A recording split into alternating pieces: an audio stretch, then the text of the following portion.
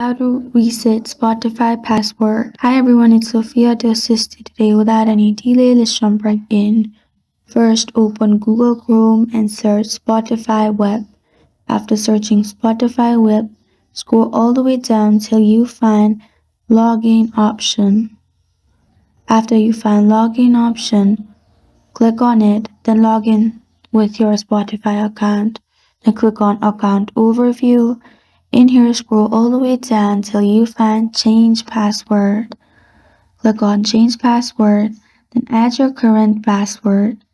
Then add your new password that includes one letter, one number or special character, and 10 characters.